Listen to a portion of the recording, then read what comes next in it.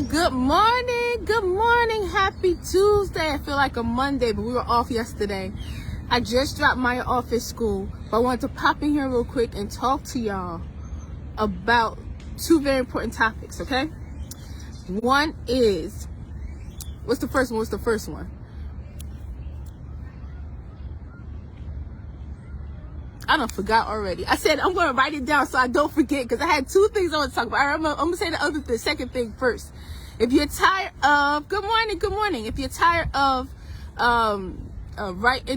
saying the same thing to your child over and over again, I'm going to give you a good tip that's going to have you not having to do that.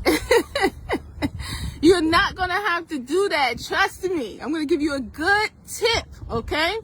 And then I'm going to talk about the second one when I remember it. All right. Oh, the other one is don't tell your child the answer. There you go. Don't tell your child the answer. See, I should have said, instead of saying don't forget the two topics, I should have just said the two topics in my head and be like ready to roll. All right. So let's do the first one. Don't tell your child the answers. All right. So this is very important. And I did this with one of my students, and then both of my daughters in two separate situations. When we tell them the answer, we have to think kid. We have to think child and how they're thinking. When they come across something they don't know, they come across a challenge, and you're right there, they're going to ask you, okay?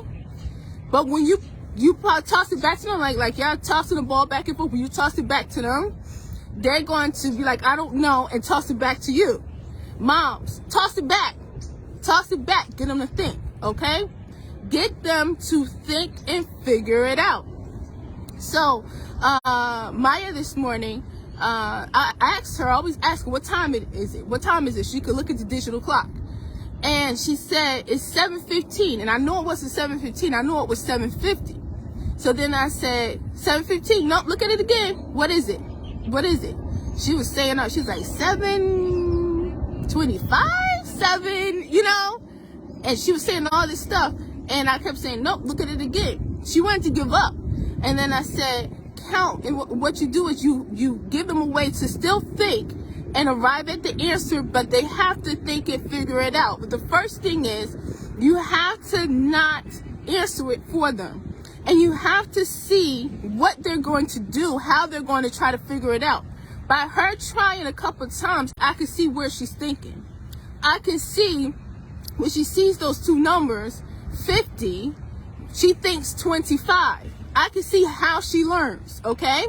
So I'm assessing as I'm telling her, nope, go again, nope, go again, nope, go again. So then I said, count up from 40, all right? Now Maya just mastered counting to 100. That was tough for her. When she gets to 39, 40, 49, 50, 59, 60, a lot of kids, when they're starting to learn how to count to 100, they get tripped up on those numbers. So customize the strategy for her to learn that and to get at it, right? And now she mastered it. So she started counting up, and then she said 47, and then she said 47. What does that mean? That means that doesn't mean that I looked at that number 50 and I think it's 47. That just means I'm tired of counting, okay? I want to pick the quickest answer, all right? So I said, nope, keep going. Then she said 47, 48, 49, 50. So then I said, very good. So what number is it? Then she said 49, 50. Which one? Is it 49 or is it 50? Get her to keep thinking. And then she said 50. And I said, great job. And then she's like, have them think and figure it out. Last night we were baking biscuits. And I told Jazzy to put the rack on the oven in the middle. So she takes the rack and she glances at it. She's like, yeah, it's in the middle. I'm like, how do you know? Because we have in our oven, we have a lot of spaces for the rack to go. So I said, how do you know? She was glancing. I could tell she wasn't paying attention, right? So I said, how do you know? So she looked at it really. She said, because it looked like in the middle. It looked like it is. And I said, well, how can you make sure? And then she looked and she counted them, and then she chose the middle one. This morning, she in there brushing her teeth, and she's like, I see what you did with that. I see what you did. When you was not telling me what it was, but you was telling me to look at it and figure it out, right? What am I doing? I'm training them to figure it out. I'm training them to think, Okay, I'm training them to pay attention to detail. I'm training them to make sure. Okay, and I'm also teaching them that if they pay attention, they look at it, even if they don't get it right the first time, they can keep going until they get it right. So guess what's going to happen? Next time we bake something, or next time Jazzy baking something, because homegirl I know she's going to know how to bake her own biscuits, right? Because we do it as a family.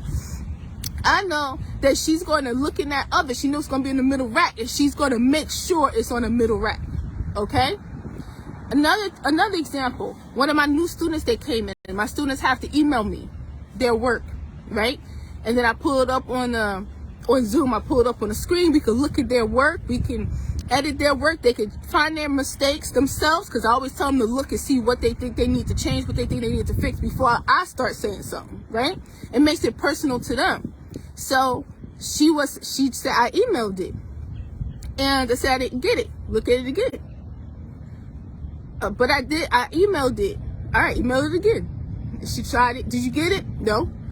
And then she's like, "Can I just text it to you?" See, that's the backing up. This I don't got it yet. Let me just make it easier.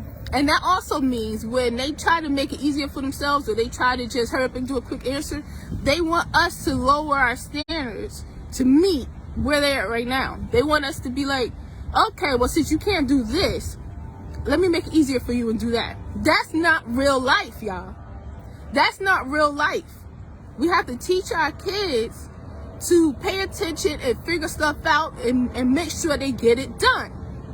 So I told her that. I said, no, all the students have to email this year. Last year I was having them text, but all the students have to email their work this year. Okay? So then she looked at it and she said, what is it? Growth Institute, but she spelled institute with a D. She said, is it institute? And she spelled it, and I said, it's institute. Did I spell it? Did I say it's not a D, it's a T? No. I said, it's institute. And then she said, oh, that's what I did. I put a D instead of a T. Then she emailed me, and it was right. Right? So then she felt good about it. I said, see, isn't that better than me just telling you, or me just emailing you so you can easily email it back? Now, because what's going to happen is I'm training my students to know exactly how to email me. I'm training them so that when I say, all right, now email your work, they could do it fast. They're not like, how do I email again? Miss Rita, what's your email address again? Because I told all them kids to write it down, right? Orientation, they write down their login information. They write down my information, my phone number, my email address. They write down the program rules. They write down how they earn their points. They write down their goals. And then they're expected to hang it up, and they're accountable for it, right? So, when she did that, so I said, isn't that better? So now you'll know how to spell it. So if you email it to me and it's not right, or you'll check your spelling before you email it to me, because we just did this. And she said, yeah. Okay. So what does that do? When we tell our kids to figure it out in the moment, they start to think when they're by themselves. They start to figure it out when they're by themselves. And this is what we want. We do not want our children out in the world looking for somebody to solve their problems. We do not want our children out in the classroom looking for somebody to give them the answer, make it easier for them, figure it out. Too many of our children out here are champions, but have way too much help in school. How do I know this? Because I was a teacher in the classroom, and I did not help my students, okay? I taught them to help themselves and function independently. And the students that I work with over the years have told me, but Miss Sharita, I don't have to write this by myself in school. But Miss Sharita, I don't have to answer this by myself, or somebody usually helps me. But if somebody helped you today, did you think, and did you figure it out, and did you master it? Or tomorrow, are you going to need help? The next day, you're going to still need help. The next day, you're going to still need help. Now it's time for the quiz. You don't feel confident, and you still need help. Nah, we ain't doing that. So don't give them the answer. First, assess what they know. First, make them look at it and figure it out first, number one. Then, after you see what they give you back after they actually looked at it, not a quick glance, not a quick, I don't really feel like it, so they ain't really trying to look at it. No, make them look at it. You stand your ground, okay? Especially for the ones that be huffing and puffing. And when they look at it, their eyes open up. I see it. I see it in my kids. I see it in my students. When they resist in the beginning, they don't really want it. They just want you to make it easier for them. When they finally look at it, they be like, oh. Because kids love success. They love to feel capable. They love to accomplish things. So we're not hurting them by making sure they look at it. They feel accomplished when they look at it and when they figure it out on their own. Okay? So moms, let's get past that hump. And let's not follow the crowd that focuses on making sure that we help our kids with everything. And provide help with them, provide resources for them, solve their problems. Maybe this will make it easier. Maybe this will make it easier. What it is, because a lot of our kids avoid things that are challenging. A lot of our kids avoid things that are that they don't want to deal with or they don't want to do. A lot of our kids avoid work.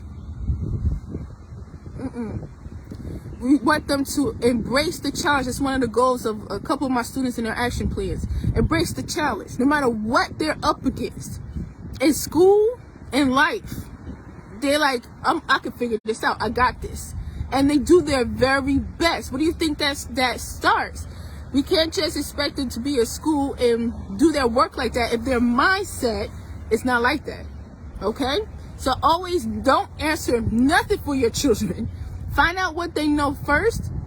Push them to think and figure it out. Then you can coach them, but they still have to arrive at the answer themselves. All right? Y'all got this. All right? Now the second one, God, I did forget. Second one is, if you are tired of saying the same thing over and over again. My grandma used to say, right, Mom? My grandma used to say, it go one ear and out the other. You tell a child something, go one ear out the other. Let's think about why that happens. If you're saying the same thing every day and your child is not listening, that's because they expect you to say the same thing every day. They are not taking responsibility for it. They're not accountable for it. Mom is going to say it, and that's when I'll address it. Mom is going to say it. She might start hollering and yelling, and that's when I'll move, right? So if you want to stop saying the same thing every day to your child, having the same conversation over and over, feel like your child's not listening, you tired, okay? You hollering and screaming, they still not listening. So I have a quick tip for you. Got a quick tip for you. Number one, turn whatever you are telling your child about and you're saying it over and over and they're not listening, turn that mess into a goal. Okay? Turn that mess into a goal. If you're telling your child all the time to take initiative, like you started, you don't need to wait for me, start it. That needs to be a goal. If you tell your child all the time, you gotta be hard at them all the time about cleaning up after themselves, that has to be a goal. And then what do? You have them write it down and you have them hang it up. And it's around them all the time. You have them reading their goals. You have them seeing it all the time. Now it is between them and their goals. It is not you saying it all the time. It's we all know what it is. You know what your goals are. That's it. It's hanging on the wall. I don't need to say nothing. Now you can practice silence. Silence is something, a tool that we moms have to work on, because we're always talking to our kids and we're always coming and trying to solve the problems, and we want answers from them, and we end up doing most of the talking. They just stare at us, right?